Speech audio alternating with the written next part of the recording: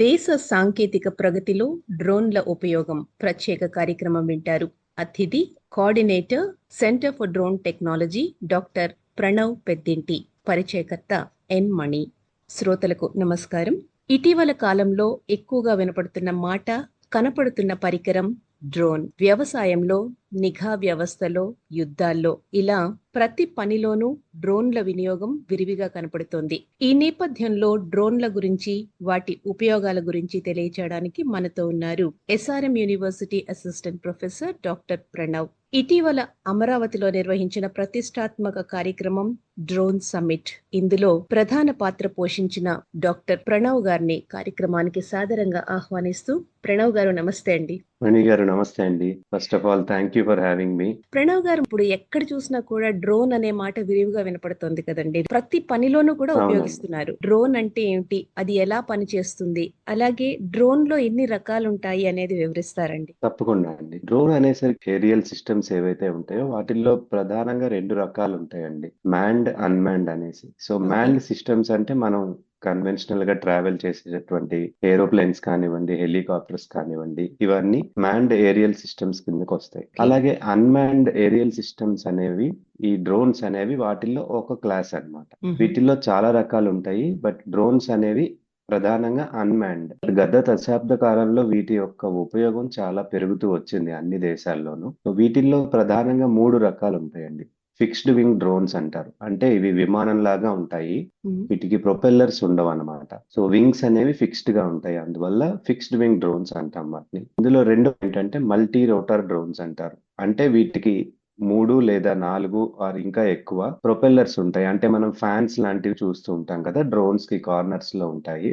So వాటిని technical పరిభాషలో propellers అంటారు. సో ఎన్ని ప్రొపెల్లర్స్ ఉంటే దాన్ని బట్టి మల్టీ రోటర్స్ అంటారు అనమాట.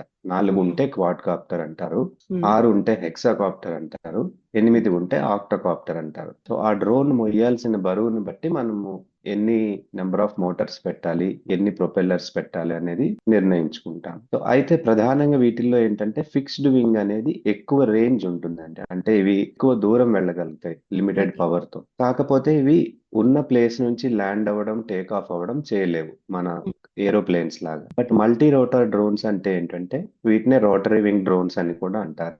ఇవి ఉన్న ప్లేస్ నుంచే పైకి ఎగరగలవు, మళ్ళీ అదే ప్లేస్ లో ల్యాండ్ కూడా అవ్వగలవు. వీటికి రన్వే గానీ ఎలాంటి ప్రొపల్షన్ సిస్టమ్స్ అవసరం ఉండవు. సో మనం బయట ఇప్పుడు మ్యారేజెస్ లో గానీ, ఇప్పుడు టీవీలో వార్స్ అండ్ డిజాస్టర్స్ టైంలో చూపిస్తున్న డ్రోన్స్ కానీ, ఇవన్నీ రోటరీ వింగ్ డ్రోన్స్ కిందకి వస్తాయండి. సో వీటిని ఎక్కడ ఉంటే అక్కడి నుంచే మనం ఉపయోగించవచ్చు. కాకపోతే వీటికి ట్రావెల్ టైం అనేది తక్కువ ఉంటుందండి. బ్యాటరీ లైఫ్ తీసుకుంటే ఇప్పుడు ఇండియాలో యూజ్ చేసే డ్రోన్స్ 15 మినిట్స్ నుంచి 40 మినిట్స్ వరకే మనం ఉపయోగించగలం ఒక బ్యాటరీని. ఈ 2 రకాల వాటి అడ్వాంటేజెస్ ని మిళితం చేసి వచ్చే వాటిని హైబ్రిడ్ డ్రోన్స్ అంటారు. సో అవి చూడడానికి విమానం లాగా ఉంటాయి, but at the same time వాటికి ప్రొపెల్లర్స్ కూడా ఉంటాయి. సో దానికి రన్వే అవసరం లేదనమాట. ముఖ్యంగా మిలిటరీలో ఎక్కడైతే ఎక్కువ దూరం ప్రయాణించాలో అక్కడ మనం ఇలాంటి డ్రోన్స్ ని ఉపయోగిస్తున్నారండి. ఇప్పుడు మన దేశంలో ఏ ఏ రంగాల్లో ఈ డ్రోన్స్ ని ఉపయోగిస్తున్నారో తెలియజేస్తారా? సో మనది ప్రధానంగా వ్యవసాయ ఆధారిత దేశము కాబట్టి ప్రథమంగా మనకి వ్యవసాయంలో ఎక్కువ ఉపయోగిస్తున్నారండి.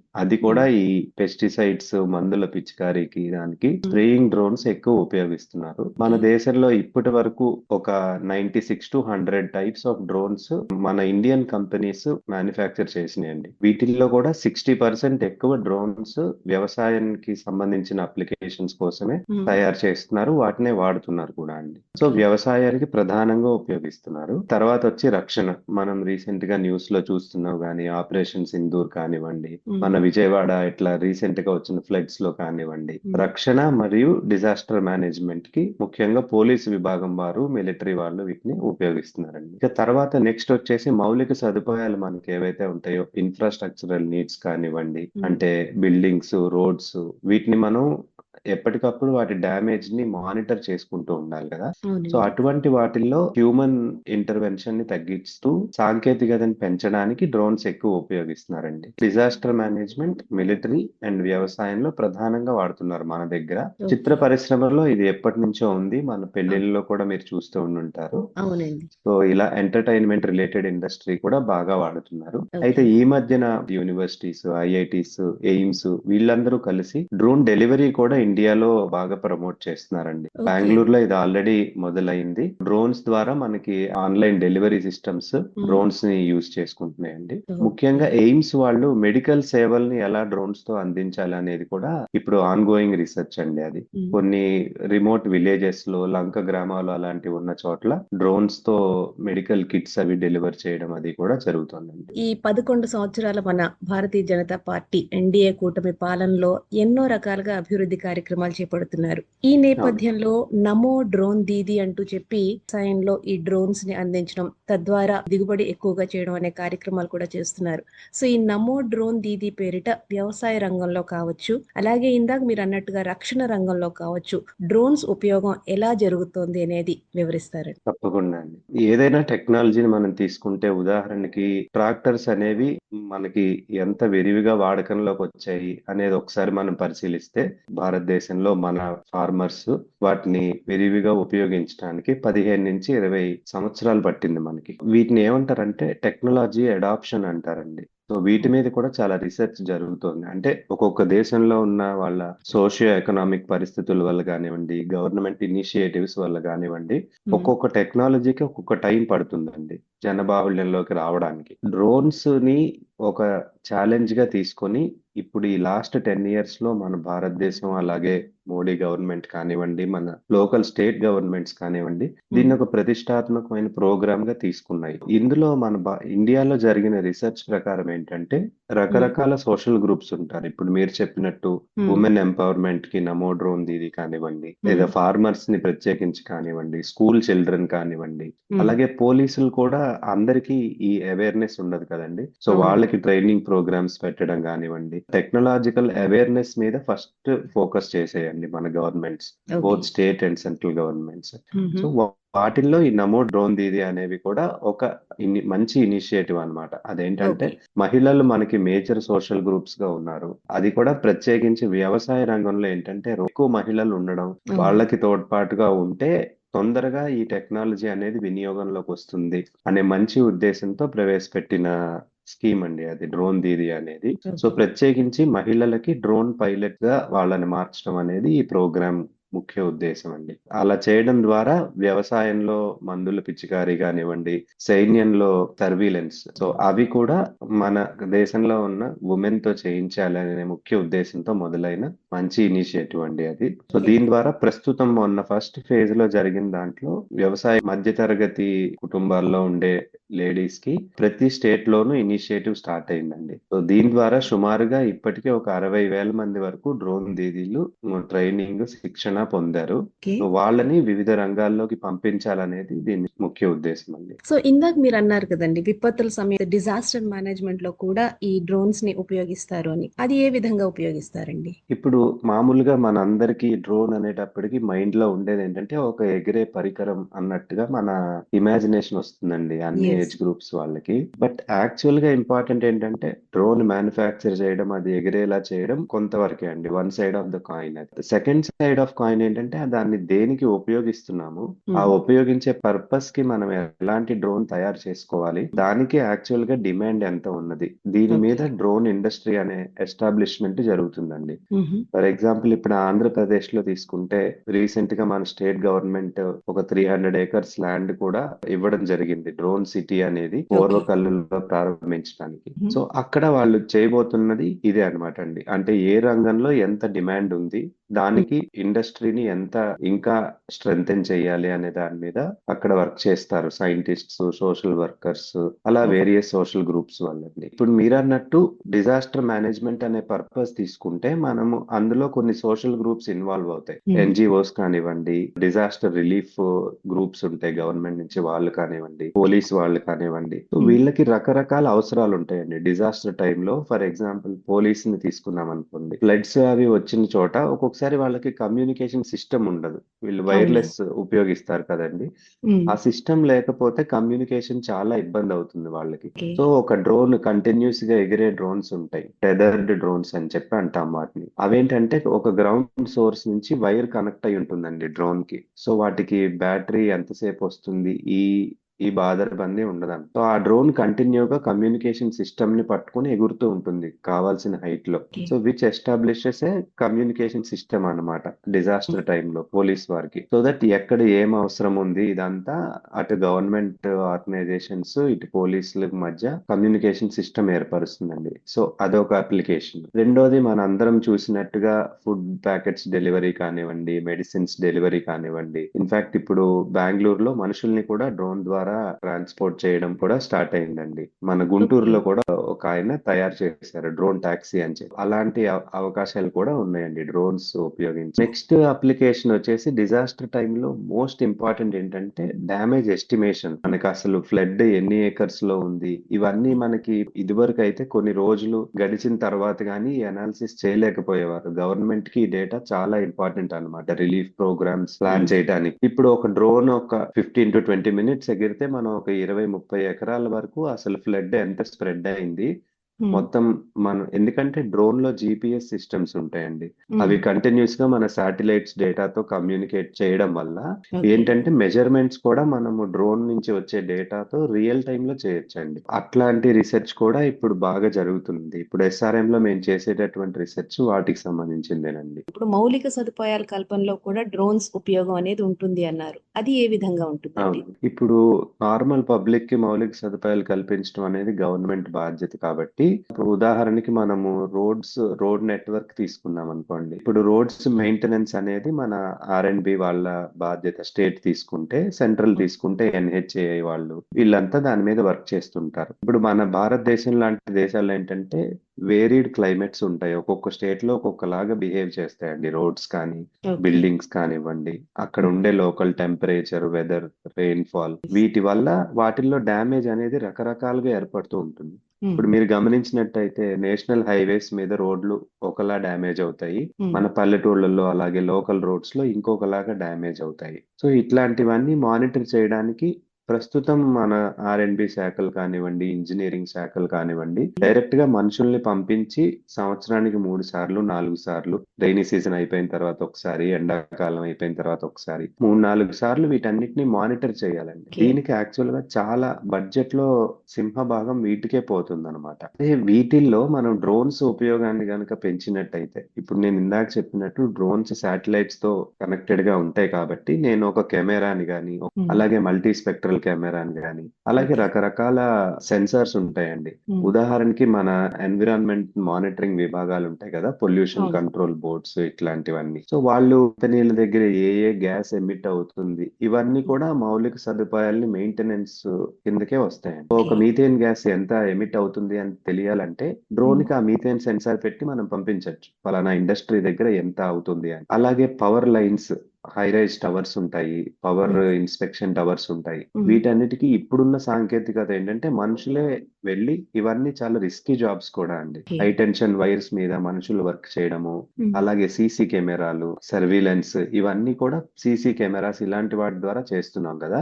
సో వీటిల్లో హ్యూమన్ ఇంటర్వెన్షన్ ని బాగా తగ్గించచ్చండి. వీటన్నిటిలోనూ డ్రోన్స్ ఉపయోగం మొదలు పెడితే. సో ఈ తీసుకునే డేటా అంతా, ఇప్పుడు 1 కిలోమీటర్ రోడ్ లో ఎన్ని క్రాక్స్ ఉన్నాయి, ఎన్ని పాట్ హోల్స్, గుంతలు ఉన్నాయి, దీనికి ఏ రకమైన మెయింటెనెన్స్ అవసరం అవుతుంది, ఇవన్నీ కూడా జస్ట్ డ్రోన్ ఫోటోలు స్టిచ్ చేసి ఒక 3D మోడల్ తయారు చేయడం ద్వారా ఒక రోజులో దాదాపు 20-30 కిలోమీటర్ల రోడ్ ని మనం అనలైజ్ చేయొచ్చండి. అలాగే హై రైజ్ బిల్డింగ్స్, కొన్ని బ్రిడ్జెస్, ఇప్పుడు ఒక 40-50 ఇయర్స్ ఓల్డ్ ఇన్ఫ్రాస్ట్రక్చర్ ఏదైతే ఉందో వాటి మానిటరింగ్ కూడా మనం ఈ డ్రోన్స్ పంపించడం ద్వారా చేయొచ్చు.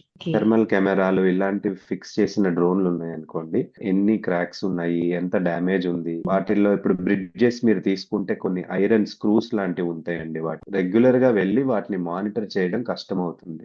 అలాంటి వాటికి మనం డ్రోన్లని ఉపయోగించుకోవచ్చండి. డ్రోన్స్ వినియోగం పట్ల కొన్ని రకాల రెస్ట్రిక్షన్స్ కూడా ఉన్నాయి కదండి. చట్ట విరుద్ధంగా వాడుతున్నారనేవి కూడా కొన్ని ఆరోపణలు వస్తున్నాయి. ఈ అవునండి. డ్రోన్స్ వినియోగం పట్ల కొన్ని చట్టాలు అంటూ ఉంటాయి కదండి. ఆ చట్టాలు ఏమిటి, నిబంధనలు ఏమిటి, అలాగే ప్రభుత్వ పరంగా వీటి వినియోగంకి ఉన్న నియంత్రణ ఏమిటి అనేది తెలియజేస్తారా? తప్పకుండా అండి. ఇప్పుడు ఈ డ్రోన్స్ అనేవి మన ఇండియన్ ఎయిర్ స్పేస్ నే యూజ్ చేసుకుంటాయి కాబట్టి ఇవి కూడా మన పౌర విమానయాన శాఖ కిందకే వస్తాయండి ఈ నిబంధనలన్నీ కూడా. సో ఇప్పటి వరకు ఫ్లైట్స్ కి హెలికాప్టర్స్ కి ఏవైతే క్లియరెన్స్ లో ఇవన్నీ ఇస్తారో directorate general of civil aviation అంటాం, DGCA అంటాము. ఇది పౌర విమానయాన శాఖకి అనుబంధమైన ఆర్గనైజేషన్ అండి. సో ఇండియాలో ఎయిర్ స్పేస్ ఆపరేషన్ అన్నిటికీ, అది మిలిటరీ అయినా సివిల్ ఏవియేషన్ అయినా ఏవైనా కూడా వీళ్ళు రెగ్యులేట్ చేస్తారండి. సో ఈ డ్రోన్స్ ఎప్పుడైతే ఉపయోగంలోకి వచ్చాయో సో వీళ్ళు 2021లో మొదటిసారిగా డ్రోన్ రూల్స్ అనేటటువంటి గెజెటెడ్ డాక్యుమెంట్ ని రిలీజ్ చేసిందండి మన ఇండియన్ గవర్నమెంట్. సో DGCA వీటిని నియంత్రిస్తూ ఉంటుంది ఎప్పటికప్పుడు. ఇండియాలో ఉపయోగం ఎలా ఉంది, ఏ చోట ఎన్ని రకాల ఇబ్బందులు వచ్చాయి, వీటిని బట్టి ఈ రూల్స్ ని ఎప్పటికప్పుడు మారుస్తూ వచ్చారండి. ఇప్పటికీ వీటిల్లో ఒక మూడు రకాల వెర్షన్స్ వచ్చాయి ఈ రూల్స్ లో. అన్ని చెప్పలేను కాబట్టి కొన్ని మీకు ప్రధానమైనవి ఇప్పుడు చెప్తానండి. ముఖ్యంగా డ్రోన్ మన దగ్గర ఉంది అంటే దానికి ఇప్పుడు మన దగ్గర ఒక 2 వీలరో 4 వీలరో వెహికల్స్ ఉన్నాయనుకోండి, మనం RTO ఆఫీస్ కి వెళ్ళి ఎలా అయితే ఒక నెంబర్ ప్లేటు మనకి ఒక లైసెన్స్ తీసుకుంటామో అలాగే డ్రోన్స్ కి కూడా RPTO అనేవి ఎస్టాబ్లిష్ చేయడం జరిగిందండి DGCA వారు. సో RPTO అంటే ఏంటంటే రిమోట్ పైలట్ ట్రైనింగ్ ఆర్గనైజేషన్ అండి. ఇండియాలో ప్రస్తుతానికి ఒక 200 వరకు ఉన్నాయి. మనము డ్రోన్ ని ఉపయోగించాలనుకునే ప్రతి వాళ్ళు వెహికల్స్ లో ఎలాగైతే 2 వీలర్ లైట్ మోటార్ వెహికల్ అని చెప్పి మన లైసెన్స్ లో క్లాసెస్ ఉంటాయో డ్రోన్స్ లో కూడా అలాగే less than 25 kg డ్రోన్స్ అయితే స్మాల్ కేటగిరీ అని అలా కేటగరైజేషన్ చేశారండి డ్రోన్ రూల్స్ ప్రకారం. సో మనం ఏ డ్రోన్ ఎగరేయాలో ఆ పైలట్ కి ఆ లైసెన్సింగ్ ఇస్తారండి ఈ RPTOs లో. అలాగే ప్రతి డ్రోన్ ని మనం రిజిస్టర్ చేయాలి. మన వెహికల్ ని ఎలా రిజిస్టర్ చేసుకుంటామో అలాగే ప్రతి డ్రోన్ ని మనం రిజిస్టర్ చేయాలి. అప్పుడు వారు ఒక నెంబర్ ఇస్తారు, UIN నెంబర్ అంటారు, యూనిక్ ఐడెంటిఫికేషన్ నెంబర్ అన్నమాట. అది unmanned air craft identification number అని కూడా అంటారు. సో మన వెహికల్ కి నెంబర్ ప్లేట్ ఎలా ఉంటుందో మన డ్రోన్ కి కూడా అది ఐడెంటిటీ అన్నమాట. So in case of any accident గానీ ఏది జరిగినా మనము వాళ్ళకి రిపోర్ట్ చేయాలి ఈ నెంబర్ కోడ్ చేస్తూ అండి. అలాగే మన ఇండియన్ ఎయిర్ స్పేస్ మొత్తాన్ని 3 భాగాలుగా విభజించారండి. Green zone, yellow zone, red zone అని. డ్రోన్ ని మనం ఎయిర్పోర్ట్ నుంచి ఎంత దూరంలో ఉపయోగించదలుచుకున్నాం అనే దాన్ని బట్టి మనం ఏ జోన్ లో ఉన్నాం అనేది నిర్ణయిస్తారండి. రెడ్ జోన్ అంటే ఎయిర్పోర్ట్ కి 5 కిలోమీటర్స్ రేడియస్ లోపల ఉన్న ఏరియా అంతా రెడ్ జోన్ అండి. ఇక్కడ మనకి డ్రోన్స్ ఎగరేయడానికి అనుమతి ఉండదు నార్మల్ కేసెస్ లో. స్పెషల్ ఏదైనా అప్రూవల్స్ ఉంటే తప్ప కుదరదండి. అలాగే 5 కిలోమీటర్ల నుంచి 12 కిలోమీటర్ల వరకు కొంత ఎత్తు వరకే మనం ఎగరేయగలమండి. అలాగే బియాండ్ 15 కిలోమీటర్స్ మొత్తం గ్రీన్ జోన్ అన్నమాట. ఇక్కడ మనం 400 అడుగుల వరకు భారత భూభాగంలో మనం 400 అడుగుల ఎత్తు వరకు ఎవరైనా డ్రోన్ ఎగరేయచ్చండి. సో ఎగరేసే వాళ్ళకి లైసెన్స్ ఉండాలి, ఎగరేసే డ్రోన్ కి UIN నెంబర్ ఉండాలి, వాళ్ళు గ్రీన్ ఆర్ ఎల్లో జోన్ లో ఉండాలి. సో వీటన్నిటిని నియంత్రించడానికి ఒక వెబ్సైట్ కూడా DGCA వాళ్ళు తయారు చేశారు. దాన్నే డిజిటల్ స్కై ప్లాట్ఫామ్ అని అంటారు. సో ఈ డిజిటల్ స్కై ప్లాట్ఫామ్ లో ఏంటంటే రియల్ టైమ్ లో ఈ ఇండియన్ ఎయిర్ స్పేస్ మొత్తం మనకి కనిపిస్తూ ఉంటుందండి. మనం డ్రోన్ రిజిస్టర్ చేయాలన్నా, పైలట్ లైసెన్స్ తీసుకోవాలన్నా అన్నిటికీ ఈ డిజిటల్ స్కై ప్లాట్ఫామ్ అనేది సింగిల్ విండో లాగా. యూట్యూబర్స్, ఇన్ఫ్లుయెన్సర్స్ ఉంటారు కదండి, వాళ్ళు కూడా ఇవన్నీ రూల్స్ అండ్ రెగ్యులేషన్స్ పాటించాలంటారా? తప్పనిసరిగా పాటించాలండి. ఇప్పుడిప్పుడు అవేర్నెస్ పెరుగుతున్నది కాబట్టి పోలీస్ శాఖ వారికి కూడా ప్రత్యేకమైన ట్రైనింగ్ ఇప్పుడు ఇస్తున్నారండి. ఇక్కడ మన విజయవాడ DGP ఆఫీస్ లో కూడా సెంటర్ లెవెల్లో వాళ్ళందరికీ డ్రోన్ రూల్స్ మీద ట్రైనింగ్ ఇచ్చి ప్రతి డిస్ట్రిక్ట్ వారికి ఇస్తున్నారండి. మనకి ఇప్పుడు అడవులు ఇవి ఉండి ఎక్కడైతే కొంచెం గంజాయి ఇటువంటి ఉపయోగాలు జరుగుతున్నాయో అక్కడ కూడా ఈ డ్రోన్స్ మీద ట్రైనింగ్ అనేది తీవ్రతరం చేశారు. సో నేను చెప్పేది ఏంటంటే పోలీసు వారికి శాఖ వారికి కూడా వీటి మీద అవేర్నెస్ అనేది ఇప్పుడు చాలా పెరిగింది. ఒకప్పుడు అంటే మన ఫంక్షన్ లో ఎవరైనా డ్రోన్ ఎగరేసినా వాటిని ఎవరు క్వశ్చన్ చేసేవాళ్ళు కాదు. బట్ ఇప్పుడు ఏంటంటే మనం పర్మిషన్ తీసుకోకుండా, లైసెన్స్ లేకుండా, డ్రోన్ రిజిస్టర్ చేయకుండా ఏం చేసినా కూడా అది ఇల్లీగల్ యాక్టివిటీ కిందకి వస్తుందండి. అలాగే ప్రణవ్ గారు, ఇప్పుడు మన దేశంలో తీసుకుంటే డ్రోన్స్ యొక్క సాంకేతిక భవిష్యత్తు ఎలా ఉంటుంది అని ఒక డ్రోన్ స్పెషలిస్ట్ గా మీ అభిప్రాయం అండి? సాంకేతిక భవిష్యత్ అంటే ఇక్కడ చాలా రకాల అంశాలు ఉన్నాయండి. మేము ఇటీవలే ఒక రీసెర్చ్ చేసాం. మనది వ్యవసాయ ఆధారిత ఆధారిత దేశం కాబట్టి ఈ అగ్రికల్చర్ సెక్టర్ లో అసలు ఈ డ్రోన్స్ అనే టెక్నాలజీ అడాప్ట్ చేసుకోవడానికి మనకి ఏవైతే ఇబ్బందులు ఉన్నాయి రకరకాలుగా క్లాసిఫై చేశామండి. ఓకే. వాటిల్లో మొట్టమొదట మా అధ్యయనంలో తేలింది ఏంటంటే ముందుగా అన్ని సోషల్ గ్రూప్స్ కి అన్ని వర్గాల వారికి వీటి మీద అవేర్నెస్ ఉండాలండి. రెండో ఇంపార్టెంట్ విషయం ఏంటంటే గవర్నమెంట్స్ కూడా ఎవరైనా ఈ డ్రోన్ బేస్డ్ కంపెనీస్ పెడుతున్నా లేదా కొత్తగా డ్రోన్స్ అవి ఇంపోర్ట్ చేసి డ్రోన్ కాంపోనెంట్స్ అవి తయారు చేస్తున్నా వారికి కొంత ఇన్సెంటివ్స్ అనేవి ఇచ్చి కొంత ప్రోత్సాహకంగా ఉంటే ఈ ఇండస్ట్రీ తొందరగా ఇండియాలో స్టెబిలైజ్ అవుతుందండి. మూడోది ఏంటంటే ముఖ్యంగా R&D. సో విద్యా సంస్థల్లో కానివ్వండి, వీటిల్లో రీసెర్చ్ సెంటర్స్ లో కానివ్వండి, రీసెర్చ్ అండ్ డెవలప్మెంట్ ఎక్కువ కేస్ స్టడీస్ మనం చేసి ఎంత నిరూపిస్తే ఉండే ఇన్వెస్టర్స్ వాటిలో ఇన్వెస్ట్ చేయడానికి ఇంట్రెస్ట్ చూపిస్తారండి. అందుకే సుమారుగా ఒక 100 యూస్ కేసెస్ అనేవి మొన్న ఏపీ డ్రోన్ సమ్మిట్ లో ముఖ్యమంత్రి వర్యులు కానివ్వండి, ఏపీ డ్రోన్ కార్పొరేషన్ వాళ్ళు కానివ్వండి, వాళ్ళు ఎంకరేజ్ చేసి కొన్ని స్టాల్స్ పెట్టించి ఒక 100 న్యూ యూస్ కేసెస్ అనేవి డెమాన్స్ట్రేట్ చేశారండి. మొన్న డ్రోన్ షోనే కాకుండా అక్కడికి వచ్చిన కంపెనీల వాళ్ళు ఆ ఐడియాస్ ని తీసుకుని లార్జ్ స్కేల్ మ్యానుఫ్యాక్చరింగ్ ఎలా చేయొచ్చు, దానికి ఎంత పెట్టుబడి అవుతుంది, ఇట్లాంటివన్నీ రావాలి అంటే ముందు ఈ ప్రోత్సాహకాలు గవర్నమెంట్ నుంచి రావాలండి. లక్కీలీ ఏంటంటే both state and central governments ఇందులో ముందడుగు వేశాయి. అండ్ మనకి ఇంకా ఆంధ్రాలో ఉన్న అడ్వాంటేజ్ ఏంటంటే civil aviation minister Rammohan Naidu గారు కూడా మన స్టేట్ నుంచి ఉండడం వల్ల ఇక్కడ ఇంకా ఎక్కువ ఇన్సెంటివ్స్ ఇవ్వడానికి అవకాశం కుదురుతుందండి. ప్రణవ్ గారు, ఏదన్నా సరే యూత్ ముందుకు రావాలి అంటే అది నేర్చుకోవడం ద్వారా వాళ్ళకి ఎటువంటి ఉపాధి అవకాశాలు వస్తాయి అనేది వాళ్ళు ఆలోచిస్తారు. ఇది న్యాచురల్, సహజంగా జరిగేదే కదండి. ఇప్పుడు డ్రోన్ రంగంలో ఉపాధి అవకాశాలు ఎలా ఉన్నాయి అనుకుంటున్నారండి? ఇప్పుడు ఒక అధ్యయనం ప్రకారం అండి 2030 కల్లా మన దగ్గర సుమారుగా 1 మిలియన్ అంటే 10 లక్షల డ్రోన్ పైలట్స్, అలాగే ఇప్పుడు మన స్టేట్ గవర్నమెంట్ తీసుకుంటే ప్రతి డిపార్ట్మెంట్ లోను అంటే క్యాపిటల్ రీజన్ డెవలప్మెంట్ కానివ్వండి, R&B డిపార్ట్మెంట్స్ కానివ్వండి, ఇరిగేషన్ డిపార్ట్మెంట్స్ కానివ్వండి, వీటన్నిటిలోనూ కనీసం 2 డ్రోన్స్ మీద పట్టు ఉన్నటువంటి పైలట్స్ ఉండాలి అనేది మ్యాండేట్ అవుతుందండి. NHA హైవేస్ అథారిటీ తీసుకున్నా కూడా కన్స్ట్రక్ట్ చేసే ప్రతి రోడ్డుని డ్రోన్స్ తో తప్పనిసరిగా ప్రతి కిలోమీటర్ మానిటర్ చేయాలండి ప్రతి 2 నెలలకి. ఇవన్నీ ఏంటంటే అన్ని రంగాల వాళ్ళు వీటికి ఇస్తున్న ఇంపార్టెన్స్ అండి. ఇప్పుడున్న అంచనాల ప్రకారం నేను చెప్పేది ఓన్లీ డ్రోన్ పైలట్స్ కే అండి. మళ్ళీ వీటికి అనుబంధమైన ఇండస్ట్రీస్ ఉంటాయి కదా. అండ్ గవర్నమెంట్ తీసుకున్న ఇంకొక ఇంపార్టెంట్ స్టెప్ ఏంటంటే మనకి ఇప్పుడు డ్రోన్స్ ఇంపోర్ట్ అనేది ఇండియాలో బ్యాన్డ్ అండి. సో మనం బయట నుంచి ఏ డ్రోన్ ని డైరెక్ట్ గా కొని ఇండియాలో ఉపయోగించకూడదు. ఈ రూల్ ఎందుకు పెట్టారంటే ఇక్కడున్న సైంటిస్టులు, ఇక్కడున్న ఇండస్ట్రియలిస్టులు, ఇక్కడున్న స్టూడెంట్స్ తొందరగా ఈ టెక్నాలజీని అర్థం చేసుకొని దాని ఇంపార్టెన్స్ తెలుసుకొని ఇక్కడే మన ఇండిజినస్ డ్రోన్స్ తయారు చేయాలి అనేది మన స్టేట్ అండ్ సెంట్రల్ గవర్నమెంట్స్ యొక్క ఉద్దేశం అండి.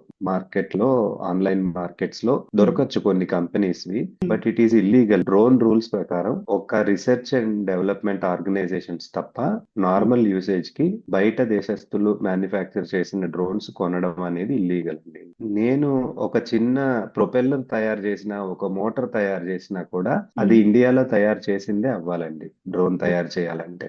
సో ఇవన్నీ నేను చెప్పేదంటే యువతకి ఇవన్నీ యాక్చువల్ గా ఆపర్చునిటీస్ అండి జాబ్స్ కి. నేను 3D ప్రింట్ చేసి ఒక చిన్న ప్రొపెల్లర్ ని లార్జ్ స్కేల్ లో నేను చేయగలిగితే India drone industry is ready to take it. So అలా ఎంటర్ప్రెన్యూర్షిప్స్ కి, స్టార్ట్అప్స్ కి, స్మాల్ స్కేల్ కంపెనీస్ కి, లార్జ్ స్కేల్ మ్యానుఫ్యాక్చరింగ్ కి అన్నిటికీ అనువైన టెక్నాలజీ అండి. ప్రస్తుతం ఇండియా ఇప్పుడు చెప్పాలంటే ఒక గోల్డెన్ పీరియడ్ లో ఉన్న డ్రోన్స్ విషయంలో. అంటే ఇటు అవకాశాలు ఉన్నాయి, యువత కూడా నేర్చుకుంటున్నారు, గవర్నమెంట్స్ సపోర్టివ్ గా ఉన్నాయి, కొత్త కొత్త ఇన్సెంటివ్స్ లాంటివి ఇస్తున్నాయి కంపెనీస్ పెట్టడానికి. అట్ ది సేమ్ టైం మాలాంటి అకాడమిక్ ఇన్స్టిట్యూట్స్ కూడా మేము డ్రోన్స్ లో ఒక మైనర్ ప్రోగ్రామ్ స్టార్ట్ చేశాము. ఎంట్రీ లెవెల్లోనే పిల్లలకు కూడా కొత్త టెక్నాలజీ ఏంటి, వీళ్ళకి ఇందులో ఉపాధి అవకాశాలు ఎలా ఉంటాయి, ఇవన్నీ అప్కమింగ్ స్టూడెంట్స్ కి కూడా చెప్తున్నామండి. సో ఇవన్నీ ఆలోచిస్తే ఇండియా ప్రెసెంట్ ఒక గోల్డెన్ పీరియడ్ లో ఉంది డ్రోన్స్ అనే టెక్నాలజీ. అయితే ఈ డ్రోన్స్ విషయంలో యువతకు మీరిచ్చే సలహాలు, సూచనలు ఏంటండి? ఒకటి ఏంటంటే ఉదాహరణకి నా బ్యాక్గ్రౌండ్ తీసుకుంటే నేను సివిల్ ఇంజనీరింగ్ చదువుకున్నానండి. బీటెక్, ఎంటెక్, పిహెచ్డి అన్ని సివిల్ ఇంజనీరింగ్. మా సూపర్వైజర్స్ మాకు చెప్పింది, మేము లైఫ్ లో ఎక్స్పీరియన్స్ చేసింది కూడా ఏంటంటే ఇంటర్ డిసిప్లినరీ నేచర్ ఎక్కువ టెక్నాలజీ దేనికి ఉంటుందో అది నేర్చుకోవడం చాలా అవసరం ఇప్పటి యువతకి. అంటే నేను సివిల్ ఇంజనీరింగ్ చదివాను కాబట్టి నేను ఇందులోనే ఈ జాబ్ దొరికితేనే ఇదే చేస్తాను అనేటటువంటిది ఒక ఓల్డ్ స్కూల్ అండి ఇప్పుడున్న ట్రెండ్కి. ఫర్ ఎగ్జాంపుల్ మనం ఐటీ రంగం తీసుకున్నాం అనుకోండి, సాఫ్ట్వేర్ అది మెడికల్ ఫీల్డ్ లోనూ అప్లై చేస్తున్నారు, ట్రాఫిక్ అనాలిసిస్ చేసే వాళ్ళు సాఫ్ట్వేర్స్ ని యూజ్ చేస్తున్నారు. సో అదొక ఇంటర్ డిసిప్లినరీ నేచర్ ఉండడం వల్లే సాఫ్ట్వేర్ ఆర్ ఐటీ రంగం అనేది ఇప్పుడు ఇంత విరివిగా ఎక్స్పాన్షన్ జరిగిందండి. అలాంటి అవకాశం ఉన్న ఒక రంగం డ్రోన్స్ అన్నమాట. సో ఇప్పుడు ఒక డ్రోన్ నేను తయారు చేయాలంటే నాకు ఒక కమ్యూనికేషన్ ఇంజనీర్ కావాలి, ఒక 5G లాంటి కమ్యూనికేషన్ సెటప్ చేసే సాఫ్ట్వేర్ ఇంజనీర్ కావాలి, రోబోటిక్స్ ఇంజనీర్ కావాలి.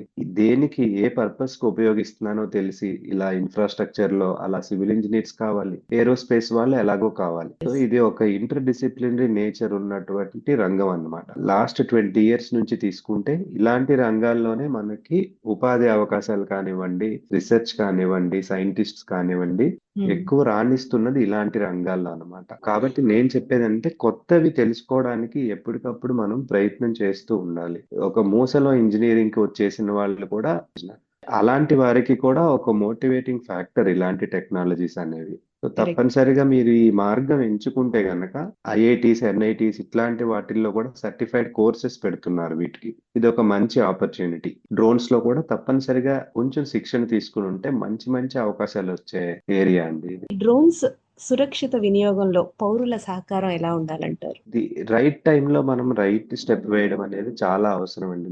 కొత్తగా వచ్చే టెక్నాలజీస్, డ్రోన్స్ లాంటి టెక్నాలజీస్ కి ఏంటంటే దాని పాజిటివ్ సైడ్ ని ఎక్కువ యూజ్ చేసుకుని నెగటివ్ సైడ్ వైపు వెళ్లకుండా ఉండడం అనేది ఫస్ట్ యూత్ అర్థం చేసుకోవాల్సిన అంశం అండి. లేదంటే ఇప్పుడు డ్రోన్ అనగానే మొదటగా అందరికీ అనిపించేది ఏంటి, మన ఇంటి పైన డ్రోన్ ఎగురుతుంది అనుకోండి, ఇన్ఫ్రింజ్ ఆఫ్ ప్రైవసీ అంటాం, something is going to happen అనే ఫీలింగ్ వస్తుంది అనమాట. నార్మల్ పబ్లిక్ కూడా వీటి నుంచి కొంచెం ఆ ఫీలింగ్ ని తగ్గించుకోవడానికి ప్రయత్నం చేయాలండి. అలాగే ఉపయోగించే వారు కూడా ఒక కన్స్ట్రక్టివ్ పర్పస్ అనేది చూస్ చేసుకుని దానికోసం ఆ మార్గంలో చేయాలి తప్ప ఇంకో వాటిల్లోకి వెళ్లకుండా ఉండడం మంచిదండి. అలాగే ఇట్లాంటి మనం ఇండియన్ ఎయిర్ స్పేస్ ని యూజ్ చేస్తున్నాం కాబట్టి we are using the same space, helicopters, aeroplanes, అలాగే మిలిటరీ బేస్డ్ ఎయిర్ వెహికల్స్, ఇవన్నీ మూవ్మెంట్ ఉంటుంది కాబట్టి ఆ డ్రోన్ రూల్స్ ఏవైతే సెటప్ చేసుకున్నామో మన కంట్రీకి వాటిని రెస్పెక్ట్ చేస్తూ వాటిని అదర్ చేస్తూ ఎప్పటికప్పుడు యూసేజ్ చేసుకుంటే ఐ థింక్ ఈ టెక్నాలజీకి వచ్చే ప్రాబ్లం ఏమీ ఉండదండి. నూతన సాంకేతిక అంశమైన డ్రోన్ టెక్నాలజీ గురించి ఇంత చక్కగా మాకు మా శ్రోతలకు వివరించినందుకు ధన్యవాదాలు తెలియజేసుకుంటూ నమస్తే అండి. ఇంతవరకు దేశ సాంకేతిక ప్రగతిలో డ్రోన్ల ఉపయోగం ప్రత్యేక కార్యక్రమం విన్నారు. అతిథి centre for drone technology coordinator doctor Pranav Peddinti, పరిచయకర్త ఎన్ మణి. సమర్పణ ప్రాంతీయ వార్తా విభాగం, ఆకాశవాణి విశాఖపట్నం కేంద్రం.